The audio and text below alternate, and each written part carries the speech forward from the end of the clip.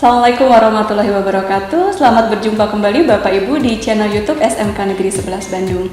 Baik, sebagaimana kita ketahui, kita sudah memasuki tahun ajaran baru. Pasti Bapak Ibu sekalian sedang mencari sekolah apa yang tepat untuk putra-putri Bapak Ibu sekalian.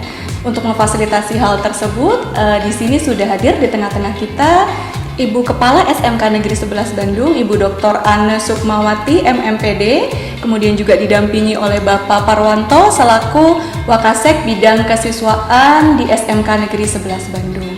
Baik, bagaimana kabarnya Ibu Anne? Sehat, Alhamdulillah, dan tetap masih berpuasa. Iya, insya Allah ya Bu ya. Bapak Parwanto bagaimana kabarnya? Alhamdulillah, tetap semangat. Oh iya, luar biasa. Baik Bu Anne, mungkin sebelum kita ngobrol-ngobrol tentang masalah PPDB ya Bu ya, Ibu bisa menjelaskan seperti apa sih Bu profil SMK Negeri 11 Bandung? Barangkali orang tua ingin mengetahui. Oke, terima kasih Bu Intan. SMK 11 Bandung yang berlokasi di Jalan Budi, Cilember, itu memiliki dua bidang keahlian. Satu, bisnis manajemen, dan yang kedua adalah TIK. Nah, dari dua bidang itu kita punya 7 kompetensi keahlian. Satu, OTKP atau otomatisasi dan tata kelola perkantoran. Kedua, akuntansi dan kelembagaan. Ketiga, bisnis daring dan pemasaran. Nah, ini tahun yang kedua. Yang keempat ini adalah kita sebut dengan manajemen logistik yang 4 tahun atau dikenal dengan M-Block. Sedangkan dari kelompok bidang TIK itu ada teknik komputer jaringan, ada rekayasa perangkat lunak dan multimedia. Dan tahun ini kita untuk PPDB ya, barangkali kan pasti orang tua banyak yang mau bertanya ingin tahu SMK 11 tahun ajaran 2020 itu akan menerima sebanyak 525 siswa. Nah, barangkali untuk lebih lanjut nanti Pak Parwanto akan menjelaskan secara detail bagaimana proses penerimaan peserta didik baru pada tahun 2020 yang agak sedikit berbeda di tengah pandemi COVID-19. Baik, untuk mengetahui lebih jauh tentang seperti apa sih mekanisme PPDB ini, kita akan langsung saja berbincang-bincang dengan Bapak Parwanto. Ya, Bapak Parwanto mungkin bisa dijelaskan nih, seperti apa sih mekanisme PPDB yang akan kita lalui di masa pandemi COVID-19 ini. Mungkin banyak sekali orang tua yang bertanya-tanya. Oke, terima kasih Winda. PPDB tahun 2020-2021 itu posisinya ada 2 tahapan. Tahap pertama itu total kuota itu 60%. Terus tahap kedua totalnya 40%. Apa sih yang ada di tahap 1, tahap 2? Nah, tahap 1 itu ada jalur yang namanya jalur afirmasi dan ABK. Ini mewadahi kelompok KITM, keluarga tidak mampu, dan anak berkebutuhan khusus. Kita siapin 20% kuotanya. Yang kedua, di jalur tahap 1 itu ada jalur perpindahan orang tua dan anak guru, porsinya 5% kuota. Terus untuk jalur prestasi perlombaan itu boleh kesenian, olahraga dan lain-lain, sains dan sebagainya, itu kita siapin 5%. Terus yang untuk tahap 1 juga tersedia jalur prestasi negara unggulan. Ini baru untuk tahap tahun ini itu porsinya 30%. Dan untuk tahap kedua itu nanti ada yang namanya jalur akademik rapot umum atau prestasi rapot umum. Itu cukup dengan rapot saja, kuotanya 40% dari kapasitas SMK 11. Ya, baik. Jadi ada 2 tahap ya, Pak Parwanto ya. Mungkin bisa dijelaskan waktu pelaksanaan 2 tahap itu kapan saja? Oh iya, ini sangat ditunggu-tunggu sama pemirsa ya dia. Untuk tahap 1 ingat pendaftaran tanggal 8 sampai 12 Juli Mbak. 8 sampai 12 Juli gitu kan. Nanti pengumuman di tanggal 22 Juni. Gitu. Tahap kedua itu akan dilaksanakan tanggal 25, 26, 29, 30 Juni dan tanggal 1 Juli. Kita cuma 5 hari. Terus pengumuman di tanggal 5 Juli. Nah, insya Allah kalau posisinya pandemi ini bisa berakhir dengan baik, itu tanggal 13 Juli itu masuk ajaran baru. Ya, baik, kita berdoa ya mudah-mudahan segera berakhir wabah ini. Ya, jadi tadi Bapak Ibu saya ulangi lagi, karena informasinya sangat penting sekali bahwa ada 2 tahap pendaftaran. Yang pertama adalah diselenggarakan tanggal 8 sampai 12 Juni. Kemudian tahap yang kedua dilaksanakan di tanggal 25, 26, 29, 30 Juni serta tanggal 1 Juli. Ya, mohon Bapak Ibu sekalian bisa mencatat dengan baik. Ya, baik, dalam masa pandemi COVID ini pasti berbeda ya mekanismenya dengan PPDB tahun-tahun sebelumnya. Mungkin bisa dijelaskan tuh Pak Parwanto seperti apa sih persyaratan atau mungkin tata cara yang harus dilakukan oleh orang tua dan siswa kalau ingin mendaftar di SMK 11 ini? Iya, benar Mbak Intan, itu yang paling unik PPDB tahun ini ya. Posisinya untuk tahap 1 yang pendaftaran dari tanggal 12 sampai tanggal 18 Juni itu anak SMP cukup datang ke SMP-nya. Pendaftaran bisa dilakukan oleh SMP asal atau online mandiri. Jadi mereka bisa online atau datang difasilitasi oleh sekolah sebelumnya. Bukan datang, gitu ya? Mbak. Bagaimana? Tapi berkomunikasi dengan pihak SMP-nya. Oh iya. Berkomunikasi dengan pihak SMP-nya, nanti didaftarkan sama pihak SMP-nya. Artinya ada mengkoordinir begitu ya dari SMP-nya ya. Atau minta akses dari SMP untuk daftar sendiri. Itu yang tahap 1 ya. Iya. Jadi bisa daftar secara mandiri atau minta bantuan sekolah untuk difasilitasi. Yang penting tidak ada pertemuan atau datang ke sekolah SMK 11 itu tidak ada. Iya, baik. Yang tahap 1, yang tahap 2 itu online mandiri atau secara langsung online. Kalau online tuh harus kemana nih? Kayak gimana nih online-nya tuh? Oh ya, ini kan PPDB itu kan serentak se-Jawa Barat untuk kelompok SMA, SMK dan SMP. Itu dibatasi oleh pemerintah di ppdb.distrikjabar.pro.id. Oh, baik, saya catat ya agar Bapak, Ibu dan pemirsa semua ingat ya. Nanti untuk pendaftaran online-nya itu bisa diakses di ppdb.disdikjabarprof.go.id. Itu informasi yang sangat penting ya Bapak Ibu, jadi harus dicatat. Baik, selanjutnya mungkin orang tua juga pasti bertanya-tanya ya, kira-kira berkasnya yang harus disiapin apa saja sih tadi untuk pendaftaran online ini Pak? Oke, berkas itu kita ada 2 kategori ya Mbak ya. 1, berkas persyaratan umum. Yang kedua, persyaratan khusus.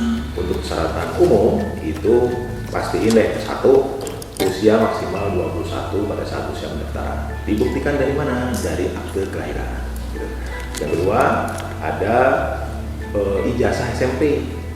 Kalau belum memungkinkan keluar ijazah SMP, bisa digantikan dengan surat keterangan lulus dari SMP terkait. Yang ketiga, ada kartu keluarga sama KTP orang tua. Nah, gitu. Perlu diingat, untuk KTP dan kartu keluarga itu posisinya adalah berdomisili 1 tahun terakhir. Jadi tanggal cetakannya itu harus dilihat tanggal berapa. Gitu loh. Terus ini karena kadang ada banyak bencana dan sebagainya, bagi yang korban bencana, berkas administrasinya pada hilang dan sebagainya, itu bisa digantikan dengan surat keterangan domisili.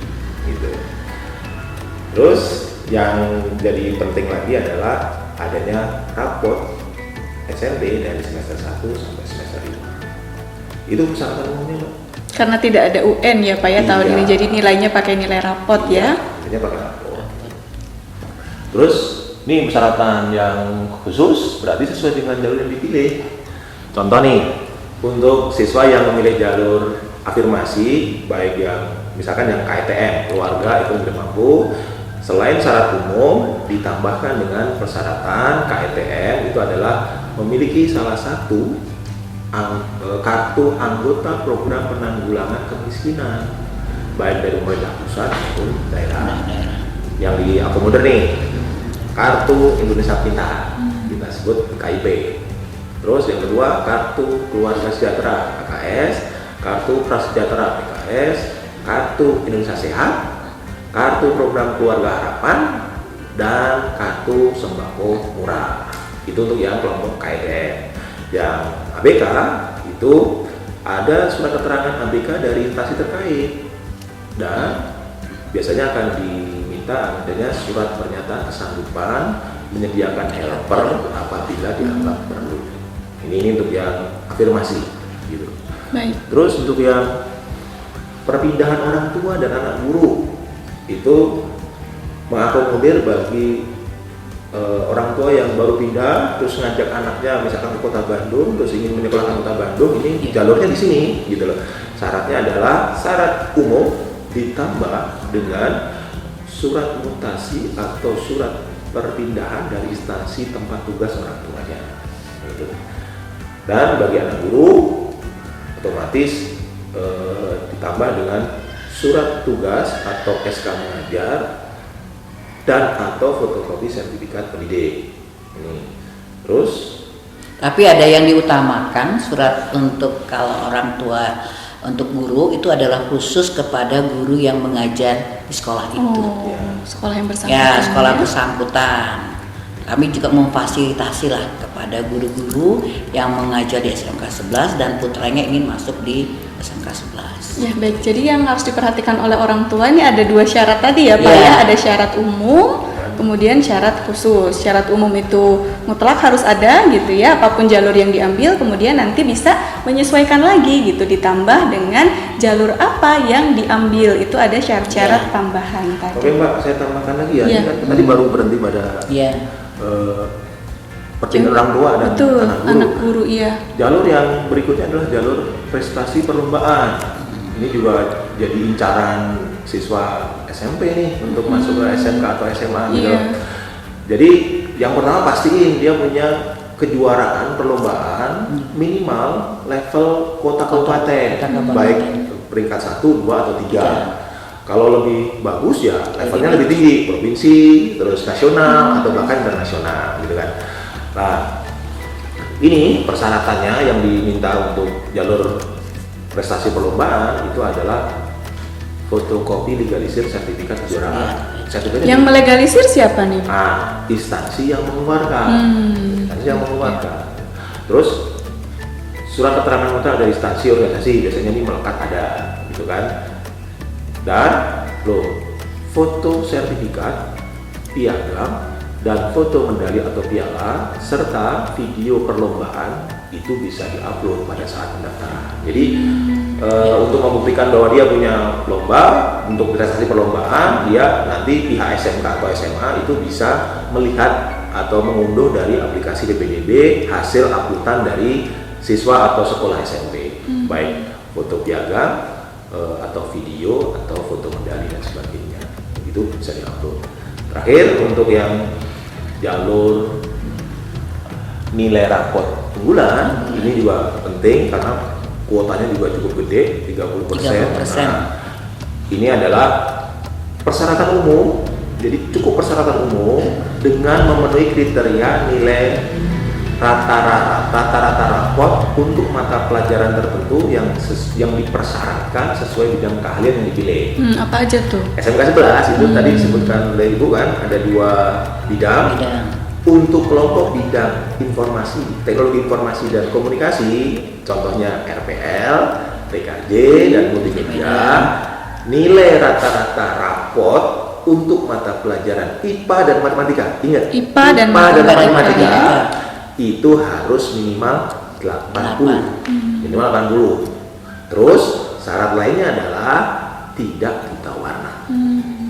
Jadi bagi yang punya nilai rata-rata raport sebagai 1-5 untuk IPA dan matematika minimal 80 bisa mendaftar jalur nilai raport unggulan untuk kelompok teknologi informasi dan komunikasi 3 jurusan tadi. Terus untuk yang bisnis manajemen kita ada OTKP, akuntansi dan keuangan lembaga, BDP dan MLog. Itu nilai rata-rata rapotnya untuk mata pelajarannya bahasa Inggris dan matematika minimal harus 80 gitu kan, tanpa ada persyaratan buta warna. Jadi persyaratan lolos buta warna itu hanya untuk jurusan TIK ya Pak ya? Ya betul banget gitu loh. Dan ini terakhir nih untuk posisi pendaftaran tahap kedua itu cukup dengan persyaratan umum tanpa persyaratan khusus. Baik. Jadi yang harus diperhatikan oleh orang tua tadi ya, untuk tahap 1 itu ada persyaratan umum dan persyaratan khusus tadi ya, sebagaimana sudah disebutkan. Kalau untuk tahap 2 itu hanya diperlukan persyaratan umum saja. Iya. Baik. Gitu. Ya, baik. Kalau pendaftarannya tadi online nih Pak, terus berkasnya seperti apa Pak? Nah, untuk berkas itu tolong disiapkan, difotokopi, mana yang digalisir, setelah itu diserahkan ke pihak SMK-nya atau SMA-nya atau sekolah 7 itu pada saat daftar ulang. Jadi daftarnya cukup online, tapi berkas pas daftar ulang. Gitu. Dan itu pun kalau posisinya ada kebijakan dari pemerintah tentang COVID pada tanggal daftar ulang itu nanti ada pengumuman kok dari webnya harus bagaimana. Tapi untuk mekanisme sementara itu adalah dikumpulkan atau diserahkan pada saat daftar ulang ke sekolah yang diterima. Iya, baik. Jadi nanti kita akan menyesuaikan ya dengan kebijakan pemerintah daerah. Ya. Ya, baik. Tadi kan sudah disampaikan ya oleh Pak Parwanto bahwa proses PPDB ini kebanyakan online gitu ya dan tidak ada tatap muka di sana. Lalu bisa kita prediksikan bahwa kemungkinan kecurangan mungkin akan lebih besar nih kalau online nih karena nggak ada tatap muka langsung. Itu gimana nih Pak? Ya sebenarnya kalau bilang curang sih enggak sih gitu loh. Enak ya kalau bilang curang gitu. Jadi gini Mbak, berpotensi data yang diinput atau data yang diupload itu tidak sesuai dengan data yang sebenarnya dia miliki. Tapi ini harus waspada bahwa tetap pada saat daftar ulang itu harus menyertakan berkas sebagaimana mestinya. Gitu.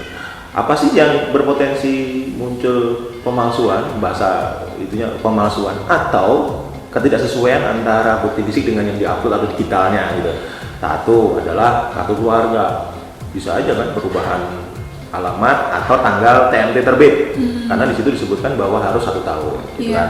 Terus yang kedua, bukti sebagai peserta didik dalam kelompok KITN, gitu kan, menyebutkan bahwa punya, contohnya KIP, ternyata setelah datang nggak punya sama sekali, gitu kan. Nah, terus yang berikutnya bukti atas prestasi, gitu loh, menyebutnya prestasinya di online misalkan levelnya provinsi, ternyata salah lihat di setelah ketemu baru ternyata itu. Nah, tentu saja ketidaksesuaian ini akan mengandung risiko atau sanksi bagi yang bersangkutan. Sanksinya apa tuh Pak? Sanksinya tentu akan dikenai sanksi sesuai dengan ketentuan yang berlaku ya, ketentuan perundang-undangan yang berlaku gitu loh.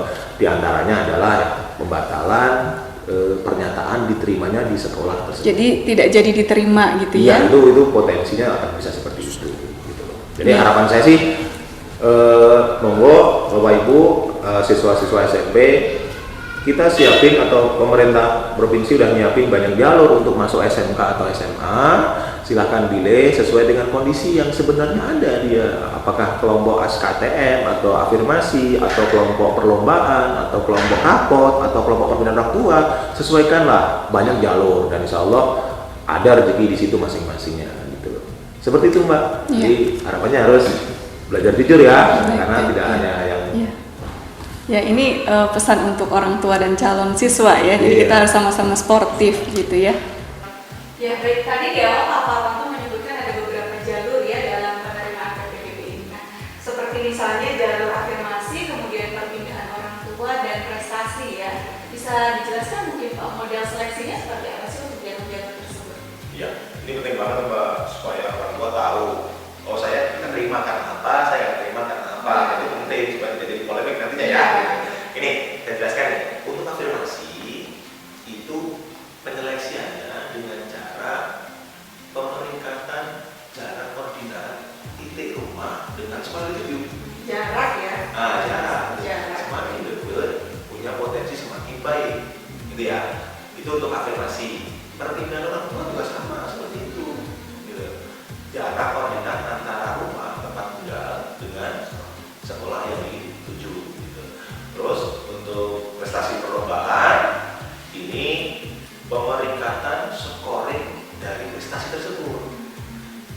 Ini pentingnya ini, pilihlah satu kejuaraan yang paling bagus yang didukung dengan bukti legal formal, tentunya ada sertifikatnya dan sebagainya. Nah itu kan otomatis lomba yang levelnya lebih tinggi itu punya peluang lebih bagus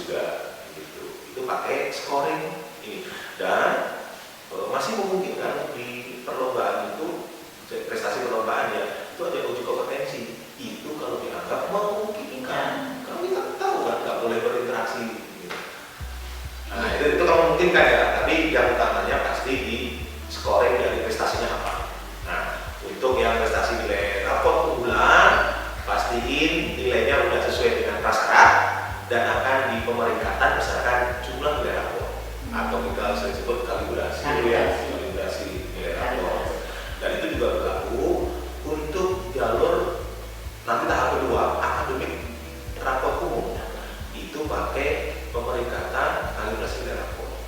Tapi tanpa ada prasyarat harus nilainya berapa, itu nggak ada di jalur kedua, nggak ada di tahap kedua, nggak ada. Terus yang nggak kalah penting lagi bagi yang belum dapat rezekinya keterima di gelombang pertama itu punya kesempatan untuk ikut di tahapan kedua pakai nilai rapor umum. Itu Pak. Oh iya. Jadi kalau saya simpulkan tadi apa ya, untuk jalur afirmasi dan perpindahan orang tua itu nanti tentukannya oleh jalan ya, semakin dekat maka kemungkinan diterimanya akan lebih baik. Ya, lebih besar lagi. Kemudian kalau untuk jalur prestasi itu scoring ya.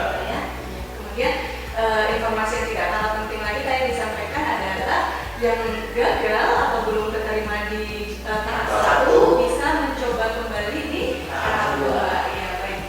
Ya, Pak Parwanto, tadi kita sudah cukup panjang lebar ya ngobrolin tentang PPDB dan mekanismenya. Sekarang mungkin saatnya kita beralih lagi ke Bu Ane nih Bu.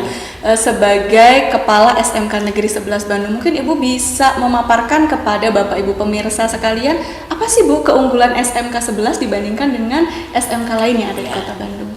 SMK 11 itu punya slogannya beda bisa. Kita memang beda ya? bisa. Apa bedanya? Pertama, anak-anak dari SMK 11, siswa SMK 11 itu ada kekhususan dalam bahasa asing. Jadi untuk bidang bisnis manajemen itu diberikan tambahan bahasa Mandarin, dimulai dari kelas 11 dan kelas 12. Dan kalau untuk yang TIK itu bahasa Jepang. Tetapi ada satu lagi yang banyak sebetulnya keunggulan dari SMK 11 ini. Pertama adalah anak-anak itu ada uji level, uji kompetensi, kita juga sudah LSPP 1. Tetapi satu lagi kita juga yang paling penting adalah kita sudah menerapkan model pembelajaran teaching factory. Teaching factory yang sudah mengacu kepada industri 4.0 dan itu sudah diakui baik di tingkat Kota Bandung, Provinsi Jawa Barat dan bahkan Indonesia. Apa yang paling menarik mungkin ya, kan itu kan pasti pertanyaan bagi siswa atau calon siswa yang ingin mendaftarkan ke SMK 11. Kita misalkan anak-anak diberikan bekal untuk bisnis daring.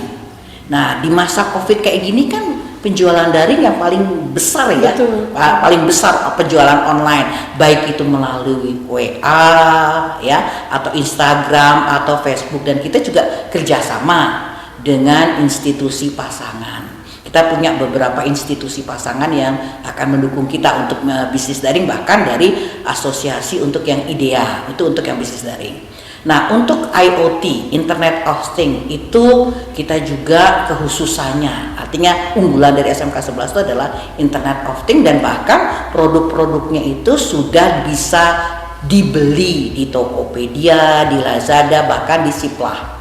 Nah satu lagi adalah yang menarik dari industri 4.0 itu adalah augmented reality dan virtual reality. Itu beberapa keunggulan dari SMK 11 yang berbeda dengan SMK lainnya. Ya baik, jadi seperti slogannya tadi ya, beda bisa.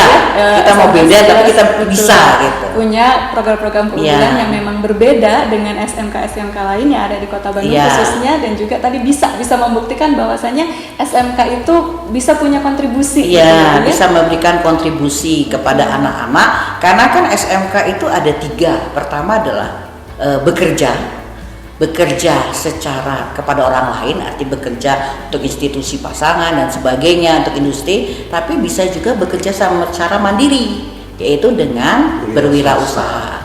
Dan nampaknya sekarang kita melihat juga kita punya sebetulnya satu aplikasi yang kita sebut dengan SIP Edu. Itu juga salah satu bagaimana anak-anak didorong untuk berwirausaha. Dan ini adalah sangat tepat di era pandemik, di masa pandemi COVID-19 itu kita dorong anak-anak seperti itu. Itu keunggulan SMK 11, sehingga para orang tua jangan ragu-ragu. Ayo daftarkan putra-putrinya ke SMK 11. Pasti tidak akan menyesal ya. Karena kita sudah mempersiapkan segala sesuatunya, termasuk bagaimana ketika anak-anak kami sudah menerapkan protokoler COVID-19 di SMK 11, dimulai dengan misalkan begitu masuk SMK 11 itu dicek dulu suhunya, lalu disediakan tempat cuci tangan di beberapa tempat yang sangat strategis ya. Jadi begitu anak masuk ya harus cuci tangan dulu, atau kita juga sanitizer, lalu juga jaga jarak, social distancing itu juga kita sudah terapkan dan sudah kita kita sudah siapkan segala sesuatunya ya. Harapannya anak-anak SMK yang masuk SMK 11 baik siswanya maupun orang tuanya ya tetap sehat gitu. Itu mungkin dan semoga karena kota kita kan 525 ya Pak Parwanto, itu bisa memenuhi, dan kita harapan kita juga pendaftarnya melebihi dari itu gitu. Dan satu lagi, informasi tentang SMK 11 itu bisa dilihat di webnya SMK 11, nanti ada di sini. Dan satu lagi, kita juga punya YouTube.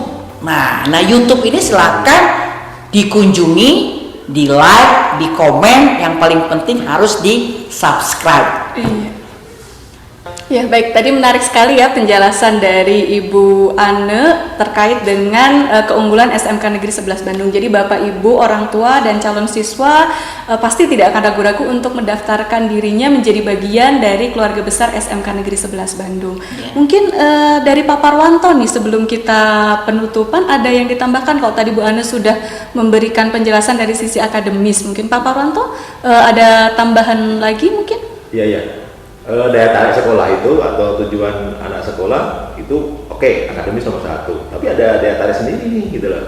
Ya SMK 11 dalam bidang kesiswaan kita mengupayakan untuk penumbuhan karakter kepribadian yang baik gitu. Pintar itu utama tapi kalau soleh itu yang lebih utama gitu kan. Nah itu kita dorong untuk anak jadi punya karakter yang baik. Dan yang tidak kalah lagi, kita akan menumbuhkan minat bakat melalui 21 ekstrakurikuler yang bisa dipilih oleh siswa. Pilihan yang cukup beragam nih gitu, sehingga bisa mewadai hobi minat bakatnya mereka kemana sih. Semoga itu bisa mewadai mereka semua. Itu dari segi kesiswaan ya, karakter dan ekstra. Jadi di samping tadi seperti disebutkan oleh Bu Ana pengembangan teknologi dan lain sebagainya, kita juga tidak melupakan pembangunan karakter ya Pak ya. Penumbuhan karakter. Baik, sepertinya karena waktu sangat terbatas ya, sebenarnya ngobrolnya masih asik, masih banyak hal yang bisa kita share pada Bapak Ibu sekalian gitu ya. Tapi mungkin kita akan membahas lagi di video-video yang lainnya. Jadi Bapak Ibu sekalian, tadi seperti yang disampaikan oleh Bu Ane, jangan lupa like, komen, dan subscribe channel YouTube SMK Negeri 11 untuk mendapatkan info-info menarik seputar sekolah. Terima kasih Ibu Ane dan Bapak Parwanto atas kehadirannya. Insya Allah kita bertemu lagi di kesempatan yang akan datang. Assalamualaikum warahmatullahi wabarakatuh.